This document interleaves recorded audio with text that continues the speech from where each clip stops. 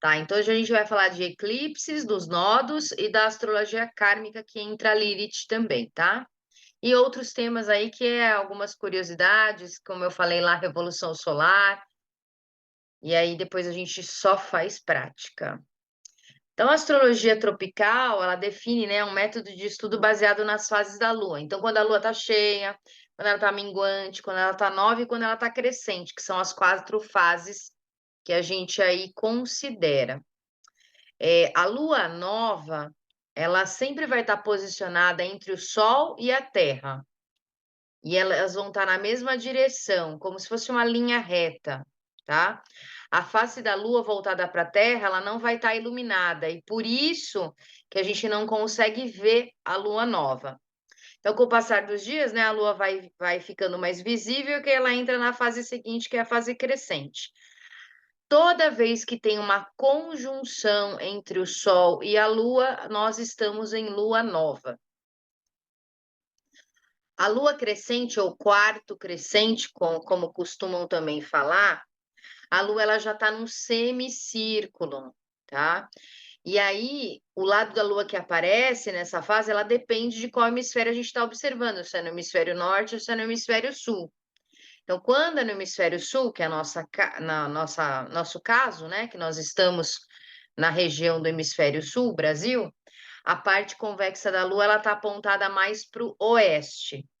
E aí, sempre que tiver uma lua crescente, nós vemos uma quadratura, que é 90 graus, entre o Sol e a Lua. Porque na astrologia a gente sempre considera o centro o planeta Terra. Então é a gente aqui da Terra enxergando tudo. Então a Lua com o Sol faz uma quadratura. A lua cheia, ela acontece quando a Terra está entre a Lua e o Sol. Então a Terra está no meio dos dois. Nesse período, os raios do Sol chegam à totalidade da face, por isso que a gente enxerga a lua cheia, porque a lua cheia nada mais é do que o Sol, o reflexo dos raios do Sol interagindo com o satélite Lua. Por isso que ela fica totalmente iluminada para a gente que observa. E toda vez que tem uma lua cheia no céu, está fazendo uma oposição com o Sol de 180 graus. Então, a Lua de um lado, a Terra no meio, o Sol do outro lado, uma linha reta de 180 graus. E a Lua minguante, que é também chamada de quarto minguante, a Lua ela está voltada ao formato de semicírculo de novo. Então, ela é igual à Lua crescente, só que ao contrário. Por isso que ela está do lado oposto. É também chamada de quarto minguante, e nesse estágio a gente vê 1/4% mais ou menos, 25% da Lua. Ela também, nesse caso, forma uma quadratura. A gente chama de quadratura, mas na verdade são 180 mais 90.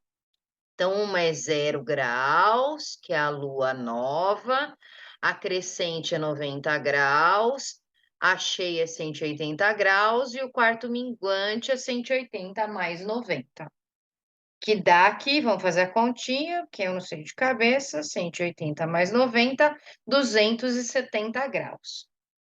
Só que como a gente olha tanto para a esquerda quanto para a direita, é mais fácil fazer o cálculo de 90 para trás do que fazer o cálculo de 270 para frente. Mas qualquer um dos dois serve aqui. Então, a Lua, ela é responsável, tanto a Lua quanto o Sol, pelo que a gente chama de eclipse. Todo mundo aí que gosta de astrologia, vira e mexe, enxerga, né? Vê aí vídeos no YouTube dos astrólogos falando: ai, vai ter eclipse da Lua, vai ter eclipse do Sol, cuidado. O que é eclipse? Ele é retratado realmente como portador de mudanças abruptas, tá? Então, toda vez que acontece um eclipse, seja ele lunar ou seja ele solar, ele traz alguma interferência na nossa vida, como um todo, na vida do, do país, na vida da pessoa. Então, é um fenômeno que decorre de um alinhamento muito preciso entre o Sol, a Terra e a Lua. Então, no eclipse lunar, tá a Lua a Terra no meio e o Sol atrás. No eclipse solar, tá a Terra, a Lua no meio e o Sol depois. Então, no eclipse solar tem uma interferência direta entre a Lua e o Sol, enquanto que no eclipse lunar tem a Terra no meio. Então, é o Sol projetando luz na Terra e a Terra projetando luz na Lua. Aqui é o Sol projetando na Lua que interfere e projeta depois na Terra. Então, é importante vocês saberem, né, como diferenciar uma coisa da outra, porque é a localização da Terra. Se ela está dentro, é lunar, se ela está fora da convergência, é solar. Então, os efeitos, eles podem ser sentidos com mais força alguns dias antes e alguns dias depois. Eu considero de 3 a 9 dias antes ou depois. Então, o eclipse acontece hoje, eu tenho que olhar de 3 a 9 dias antes de hoje, o que mudou na minha vida, se aconteceu alguma coisa, se virou do avesso, que área que impactou a minha vida. E da mesma forma, depois do eclipse, de 3 a 9 dias depois.